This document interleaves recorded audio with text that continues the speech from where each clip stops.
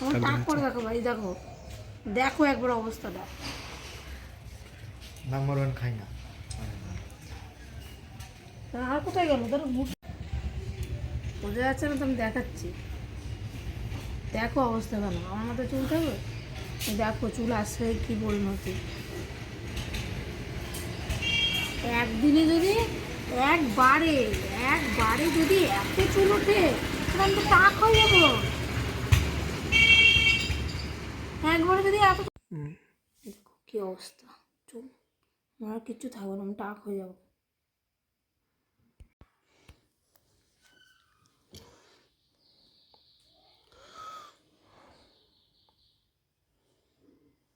আমি তো আজকেই টাক হয়ে গেলাম, তো একবারে এত চুল কি হবে? আমি টাক হয়ে যাবো।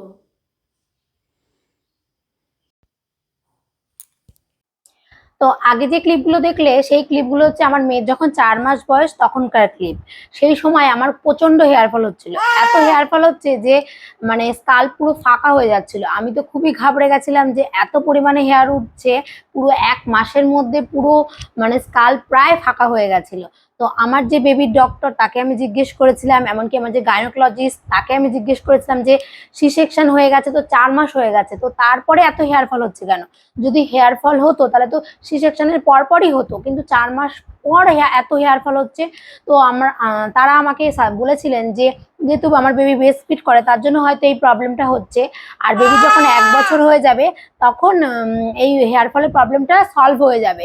কিন্তু আমি দেখলাম যে আমার মানে 1 মাসের মধ্যে পুরো স্কাল্প প্রায় অর্ধেক ফাঁকা হয়ে গেছে। তো এরকম তো খুবই সমস্যার ব্যাপার যে এত হেয়ার ফল, তো মুঠো মুঠো চুল একবারে আঁচড়ালেই ঝরে পড়তো, এমনকি সারা ঘরে চুল পড়ে উড়ে উড়েই পড়ে যেত, না আঁচড়ালে উড়ে উড়েই পড়ে যেত, সারা ঘরে চুল ভর্তি, বিছানায় খাটে সমস্ত জায়গাতে। তো আমি তখন আমার বেবি যে ডক্টর উনি সাজেস্ট করলেন যে তুমি একজন হেয়ার স্পেশালিস্টের সাথে কনসাল্ট করো। এটা তো প্রবলেমটা কিসের জন্য হচ্ছে আমরা তো বলতে পারছি না যে এত পরিমাণে হেয়ার ফল হচ্ছে সি সেকশনের পরে। তো তারপরে আমি একজন ডার্মাটোলজিস্টের সাথে কনসাল্ট করি। তো তিনি আমাকে দুটো ওষুধ দিয়েছিল, একটা হচ্ছে খাওয়ার ওষুধ মাল্টিভিটামিন, আর একটা হচ্ছে হেয়ার সিরাম। তো আমি সেটা 4 মাস ধরে লাগিয়েছিলাম। তো 4 মাস পরে লাগানোর পর মোটামুটি ঠিক হয়েছিল। প্রথম 2 মাসে কিন্তু একদমই ঠিক হয়নি, হেয়ার যেরকম পড়ার পড়ছিল, তারপরে আস্তে আস্তে আস্তে করে হেয়ার ফলটা কমেছে এবং হেয়ার অনেক নিউ হেয়ারও গ্রোথ হয়েছে। তো আমি এটাই বলবো যে আমি কিন্তু ডক্টর দেখানোর আগে কিন্তু অনেক হোম রেমেডি ট্রাই করেছি, কিন্তু কোনো কিছুতেই কিন্তু আমার হেয়ার ফল থামছিল না। তো শেষে বাধ্য হয়ে আমি ডক্টরের সাথে কনসাল্ট করি। তো যারা নতুন মা, যাদের সি সেকশন হয়েছে, তাদের যদি এরকম হেয়ারের সমস্যা হয়, বেশিরভাগই সবার হয় না, কিছু কিছু ক্ষেত্রে হয়ে থাকে, অনেকেরই প্রবলেম হয়। তো তারা হোম রেমেডি যদি ট্রাই করতে পারো, হোম রেমেডিতে যদি ঠিক হয়ে যায় তাহলে তো কোনো সমস্যার ব্যাপারই নেই। আর যাদের একদমই হোম রেমেডিতে ঠিক হচ্ছে না তারা কিন্তু অবশ্যই ডক্টরের সাথে কনসাল্ট করো। কারণ হেয়ারটা কিন্তু সবার কাছেই খুবই একটা মানে শখের জিনিস, বিশেষ করে মেয়েদের। যদি হেয়ারটা অত্যাধিক পরিমাণে উঠে যায়, স্কার্ফটা একদম ফাঁকা ফাঁকা মনে হয়, তখন কিন্তু একটা ভয়েরই ব্যাপার। যেমন আমার হয়েছিল, আমি কিন্তু প্রায় কান্না করে ফেলতাম যে আমার এত হেয়ার উঠে যাচ্ছে। আমি ডক্টর দেখানোর পর এখন মোটামুটি ঠিক আছে। এখন আমার মেয়ের বয়স 10 মাস, তো এখন মোটামুটি হেয়ারটা আমার ঠিকই আছে, আর অনেক নতুন হেয়ারও গ্রো হয়েছে। তো আমি সেগুলো এখনো কন্টিনিউ করছি ডক্টরের সাজেস্ট অনুযায়ী অবশ্যই। তো ডক্টর আমাকে ওগুলো সাজেস্ট করেছিল, আমি করছি, এখন কোনো ব্যাপার নয়, এখন হেয়ারটা মোটামুটি ঠিক আছে। তো সি সেকশনের পরে এরকম হেয়ারের সমস্যা কিন্তু মানে হয়ে থাকে, সবার হয় না, কিন্তু অনেকেরই এরকম হেয়ারের সমস্যা হয়ে থাকে। যদি হয়ে থাকে তো তোমরা কিন্তু অবশ্যই ডক্টরের সাথে কনসাল্ট করবে, আর ভয়ের কোনো ব্যাপার নেই।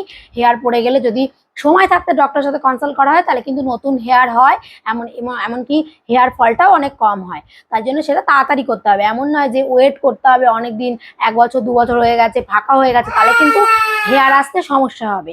আমি যেটা ডক্টরের সাথে কনসাল্ট করে বুঝেছি। তো এটাই তোমাদের সাথে শেয়ার করলাম যে আমার সি সেকশনের পরে মানে হেয়ার ফলের জার্নিটা কেমন ছিল। তো এই 10 মাস ধরে আমি হেয়ার ফলের সমস্যাটা ফেস করছি, এখন মোটামুটি ঠিক আছে, এখন ওই জন্য আমি রিল্যাক্স অনেকটা। তো আজকের ভিডিওটা এই পর্যন্তই। তোমাদের যদি একটু ভিডিওটাতে হেল্প হয় তো তোমরা ভিডিওটা একটা লাইক, কমেন্ট এবং শেয়ার করে দিও। আর অবশ্যই আমাদের চ্যানেলটাকে সাবস্ক্রাইব করো, আর সঙ্গে থেকো। Tata, bye bye.